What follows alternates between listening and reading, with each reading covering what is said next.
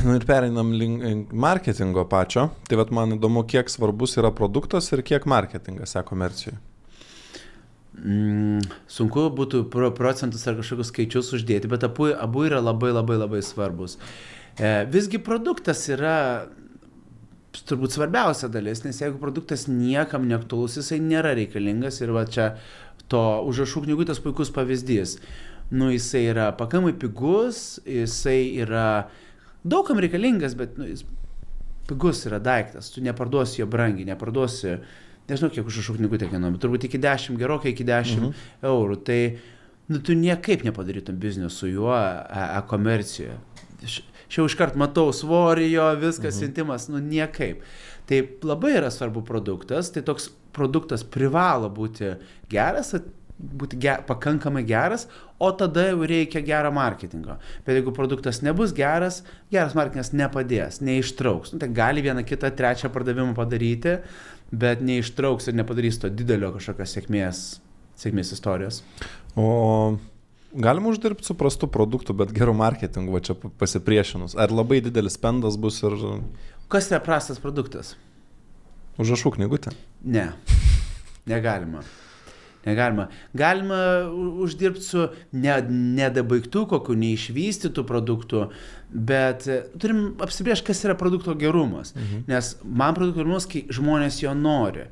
Ir čia yra tokia pradinė dalis. Jeigu žmogus nenori to produkto, tai reklamuok, kiek tu nori, kaip tu tik tai nori, jis jo nepirks. Jam nereikės. Arba tada jau yra kainos klausimas panašiai. Užrašų knygelių žmonės nori. Viskas tvarkoje yra. Jie nori knygelių, bet tu nepristatysi jiems už gerą kainą, gero produkto ir kad tau dar liktų nuo to kažkas. Nes tiesiog reklama kainuos daugiau negu ta pati užrašų knygelė. O tada, kaip suprantu, jeigu turi kuo geresnį produktą, tas produktas gali pareikalauti mažiau marketingo išlaidų, ne, kad atsipirktų. Galima tai pasakyti. Nes jūs matot, ar ne, turit vieną produktą, kitą B ir šitas, ten, nežinau, išleidom 1000, uždirbom 2, o šitą išleidom 1000, uždirbom 1,8. Nu, nei vieno neuždirbom 1,8 arba 2, būna išleidi 1000 ir uždirbi 1100 gal ar panašiai. Nu, čia dar kaip gal kokius metrikus skaičiuosi. Bet taip,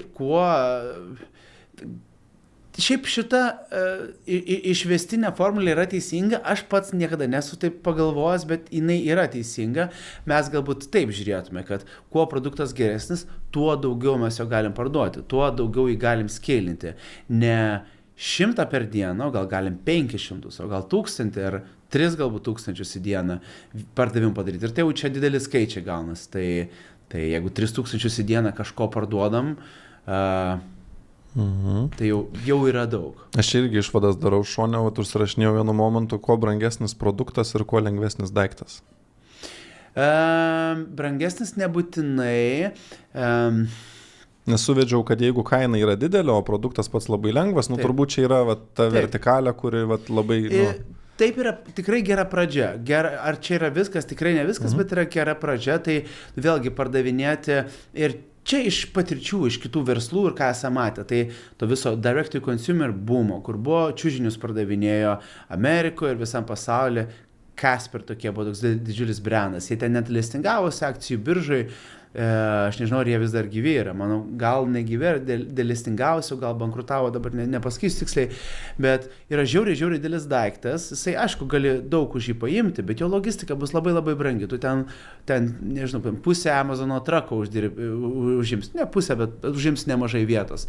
Ir brangi logistika, kažkas fiziškai turi tikrai sunkiai nešti, kad tau pristatyti. Žmogui nepatinka, jisai gražina. Nu, tau ten skaičiai taip griūna viskas skaudžiai iš tikrųjų.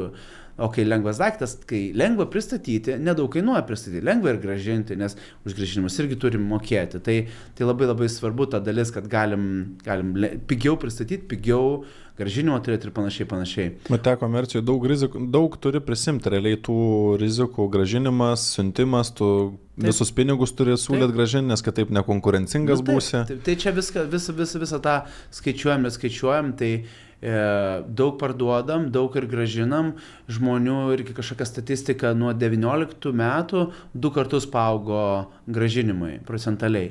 Tai kai kurios ten industrijos nežinau, 20 gražina, 30%, kokie Farfetch'as, kur rūbų žmonės, nu, beprotiškai iš tikrųjų, nu, aš esu tarptų, kur 10 dėžių pasiemu ir 8 gražinu. Tai aš neįsivaizduoju, nu, tai neįsivaizduoju, kaip jiem ten skaičiai susideda, bet važiuoja DHL'as, veža iki durų, man veža, neša, aš pasiemu 10 daiktų ir, kaip sakiau, pasirinku tai, kas man reikia. Ten 4 džinsų poras pasiemu ir vienus pasilieku, 3 siunčiu ir po to jie ten po visą Europą, tie džinsai atgal keliauja. Tai, nu, tai tie grąžinimai taip visai, turbūt kažkas turės keistis kažkur, nes kartais tikrai labai labai brangiai kainuoja, bet aš kaip klientas, tai aišku, man labai patinka. Ir čia Amazon to labai visą tą logistiką sustvarkė Amerikoje per dieną, per 2, per tą maksimum 3 gali vos ne bet kur pristatyti, tai žmonės įpranta prie to. Tokias taisyklės padiktavo. Tokios taisyklės, taip, diktuoja ir Tu gali nesiūlyti to, bet didelė tikimybė, kad tada pirks iš Amazono. Taip, ir žmogus tikėsis to. Ir labai dar šiaip dažnas atvejis, kad tu siūlysi produktą ten savo kanalais, ne, ten direct to consumer, bet jis eis ir tą patį produktą susiras Amazon ir nusipirks iš Amazon, mes labai daug to turim. Ir Amazonui mokam už tai, kad ten būtume ir panašiai, bet tokia realybė. Ačiū, kad peržiūrėjote šitą vaizdo įrašą iki pat pabaigos. Mums padės jūsų palaikymas, o tą galite padaryti paspaudę mygtuką patinka ir prenumeruoti. Jeigu norite išklausyti visą pokalbį, jo nuorodą rasite šio video aprašyme.